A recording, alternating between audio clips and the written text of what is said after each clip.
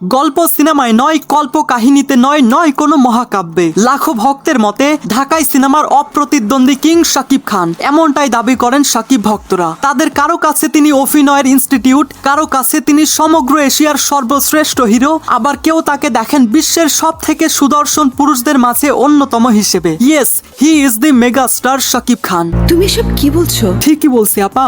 ফেসবুকে শাকিব খানের official fan group রয়েছে যেটার নাম the king of Dhallywood mega star Shakib Khan, এবং ইন্টারেস্টিংলি যে গ্রুপের বর্তমান সদস্য সংখ্যা 6 লাখের উপরে, যারা নিজেদেরকে শাকিবিয়ান বলে পরিচয় দেন। তাদের কারো কাছে সত্যিকার অর্থেই life is one, god is one and number one Shakib Khan.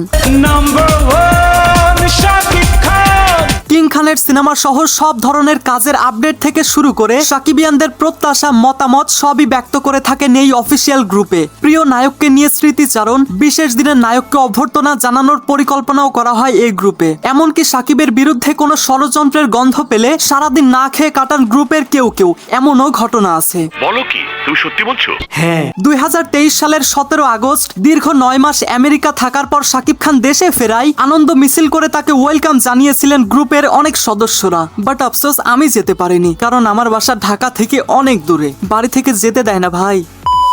Social মিডিয়ায় শাকিব খানকে নিয়ে নাক সিটকানো প্রজন্মের ধারণা শাকিবের সিনেমা শুধুমাত্র রিক্সাওয়ালা এবং নিম্নবিত্ত মানুষেরাই বেশি দেখে। চলুন এটার উত্তর না দিয়ে আমি আপনাদেরকে প্রশ্ন করছি, কেন আপনারা শাকিবিয়ান? আর শাকিব খানের ভক্ত কি শুধু নিম্নবিত্ত শ্রেণীর মানুষ? জানি না। এই সমস্ত প্রশ্নের উত্তর আজকে আমরা একসঙ্গে খোঁজার চেষ্টা করব।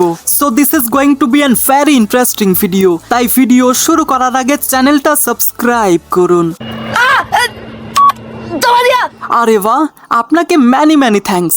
তো গাইস, চলুন আপনাদেরকে কয়েকটি স্টোরির মাধ্যমে এটার উত্তর দেওয়া যাক। হ্যাঁ ভাই, ঠিক আছে। ফর এক্সাম্পল, চাঁপাইনবাবগঞ্জে বেড়ে ওঠা শাকিবিয়ান হাবিবুর রহমান MBA পাশ করেছেন রাজশাহী কলেজ থেকে। পাশাপাশি তিনি একটি বেসরকারি কোম্পানিতে চাকরি করেন। 2008 সালে প্রিয়া আমার প্রিয়া সিনেমাটি দেখে শাকিব খানের ভক্ত বনে যান তিনি। ছোট মানুষ ছিলাম, ভক্ত কি জিনিস বুঝতাম না। সেই সময় শাকিব খানের সিনেমার নাম সহ একটা টি-শার্ট কিনেছিলাম। ব্যাস সেই থেকে শুরু। শাকিব খানের সিনেমা দেখার জন্য বাড়ি থেকে 80 থেকে 100 কিলোমিটার দূরের হলেও গিয়েছি।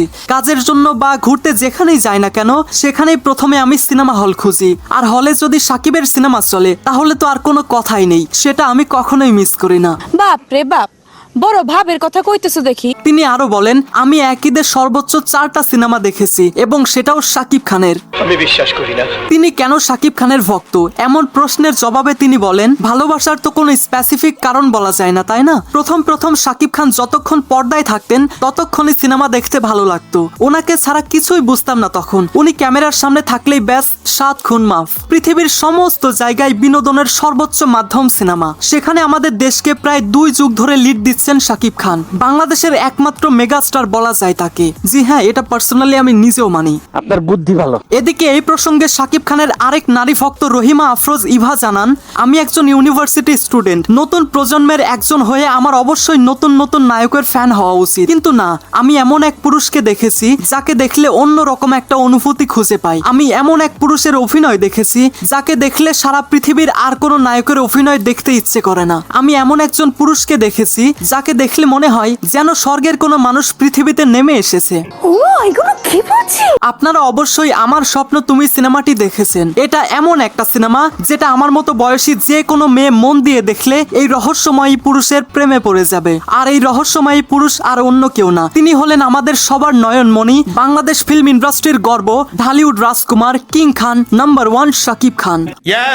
নতুন প্রজন্মের হয়ে কেন আমি শাকিব খানকে এত ভালোবাসি আমি এটা নিজেও জানি না। সত্যিই আমি নিজেও জানি না। শাকিবের বয়স যাই হোক না কেন, তিনি চিরকাল আমার কাছে 1 নম্বর নায়ক আছেন এবং চিরকালই থাকবেন। এছাড়াও আরো অনেক কথা শেয়ার করেন রহিমা আফরোজ ইভা।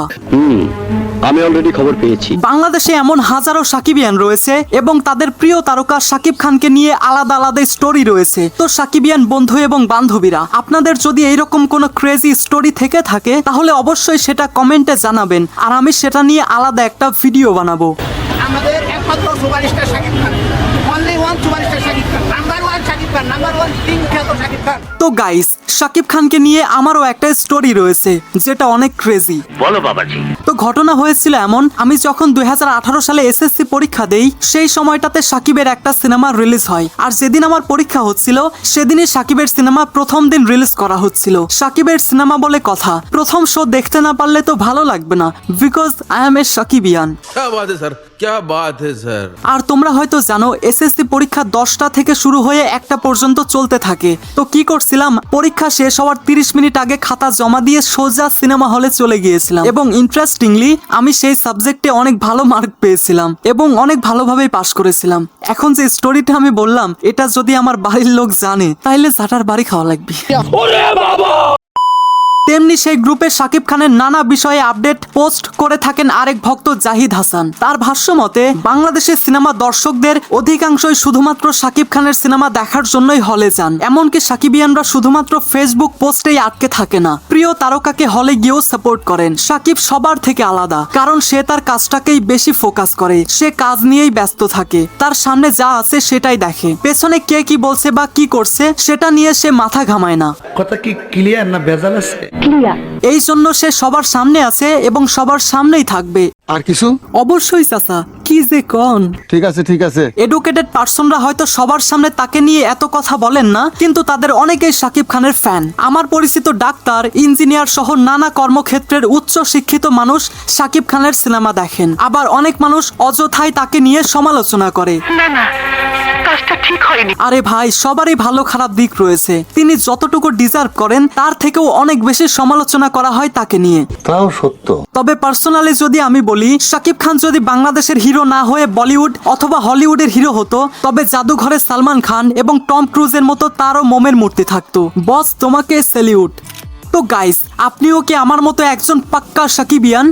আবার জিগায়।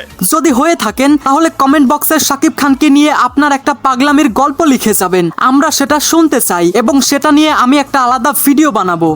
আরে কয় কি, এটা তো কোনো বিষয় না। So I hope you like this video. If you like this video, then subscribe to my channel and press the bell icon. Thanks for watching, family members.